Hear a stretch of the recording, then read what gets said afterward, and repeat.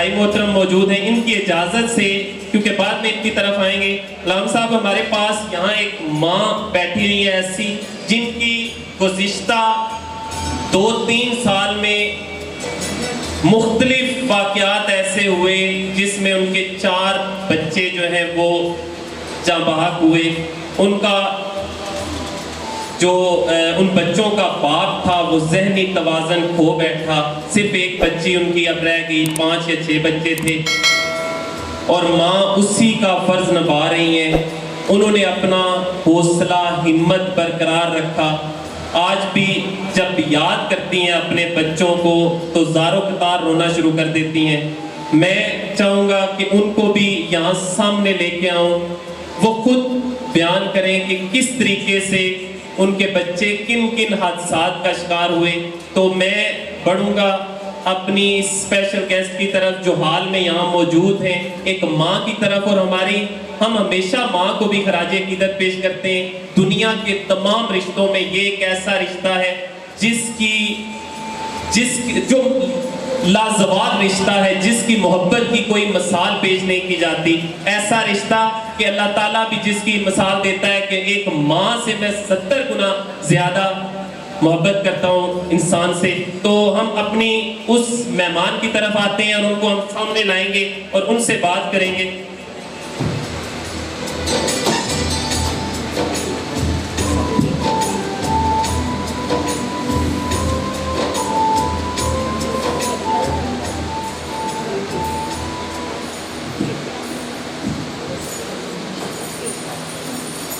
Hello, السلام علیکم سب میرے بہن بھائیوں کو. جی میری 5 بچے تھے، 3 بیٹیاں تھیں 2 بیٹے. بیٹیاں جو تھی بڑی تھی، بیٹے چھوٹے. ایک بیٹی 11 سال کی تھی، شادی پہ گئی. بچے نے 13 سال میں فائرنگ کی اور اسے گولی لگی اور وہاں پہ فوت ہو گئی. اور ایک 4 سال کی بچی تھی، جب اس کے 4 مہینے نہیں پورے ہوئے تو وہ ٹریکٹر کے نیچے آ کر وہ فوت ہو گئی. سن 2014 میں 8واں مہینہ 16 تاریخ کو بارش ہوئی. کچا مکان تھا، چھت گر گئی، میں بھی نیچے آ گئی، میری بیٹی بھی 2 بیٹے بھی. سبوں نے شور مچایا، مسجد میں اعلان کیا، سب گاؤں کے لوگ اکٹھے ہو گئے اور ہمیں بھی نکالا، میری بیٹی کو بھی. بچے تو دونوں، ایک 5 سال کا تھا، ایک 2 سال کا. وہ فوت ہو گئی اور ہم ماں بیٹی بیٹھ گئی. میں زندہ ہوں صرف اپنی بیٹی کے لیے. شوہر جو ہے 3 سال سے بیمار ہے، گھر پہ ہے. بس میں اور کچھ نہیں کہہ سکتی، پر اپنے بچوں کو بھول نہیں سکتی. میرے ساتھ تو جو کچھ ہوا اللہ تعالیٰ نے کیا. اللہ تعالیٰ نے دیے تھے اور اس کی امانت تھی، اس نے لے لی. ماں دے دل نرم گلابوں، ماں دے دل نرم گلابوں، ایک دن سین جدائی،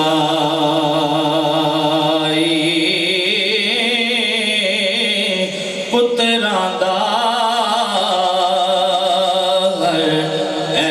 چھپاوے، ایک دن کرن برائی،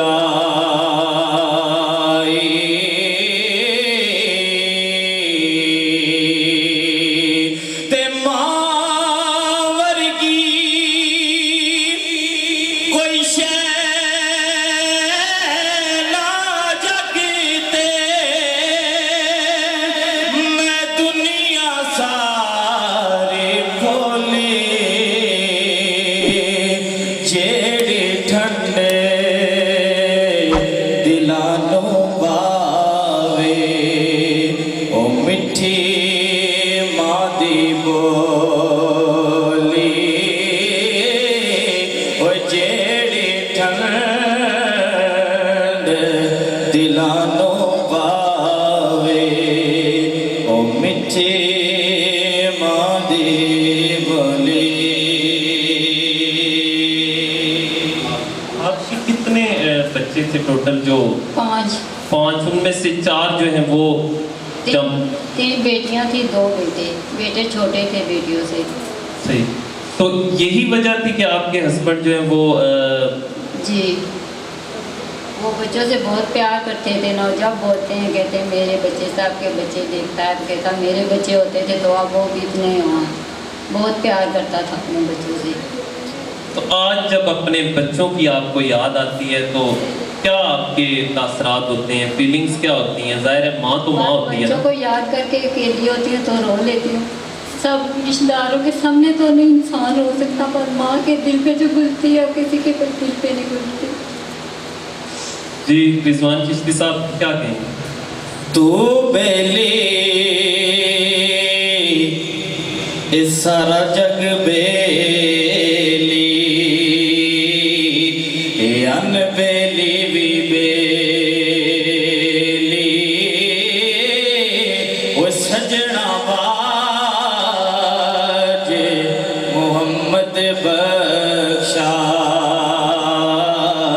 अज सुची पई हवेली,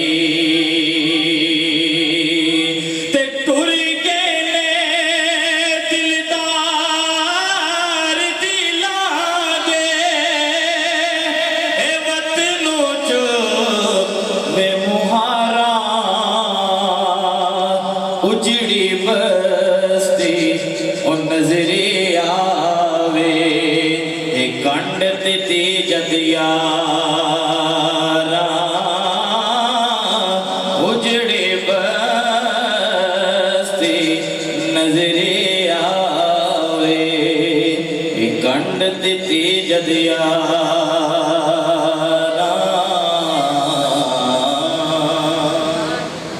अच्छा, इनके मैंने माँ के हवाले से कहा एक लाजवाब रिश्ता होता है। सबसे बड़ी बात इन्होंने कहा कि बच्चों का दुख ना सहते हुए जो बच्चों का वालिद था वो घर में बीमार पड़ा हुआ है, जहनी तवाज़न खो बैठे हैं वो। अब दुख शायद इनको भी उससे भी बढ़कर होता या हुआ होगा या है, लेकिन एक बेटी जो इनकी साथ मौजूद थी उसकी जिम्मेदारी इनके पास थी कि मैंने उसको संभालना है, तो शायद वो जिम्मेदारी जो है वो इन्होंने समझा कि ये इससे बढ़कर है, मैं उसका सहारा बनूं। और ये हमारे पास आई, इन्होंने अपना दुखड़ा सुनाया, तो मैंने कहा कि जहां हम एग्जाम्पल लेके आते हैं, इनको सामने लाने का मकसद ये है कि कुछ लोग हमारे माशरे में ऐसे होते हैं जो सब्र की मिसाल बनते हैं। उस सब्र को सामने लाना मकसूद है कि किस तरीके से हम लोग जरा सी मुश्किल पर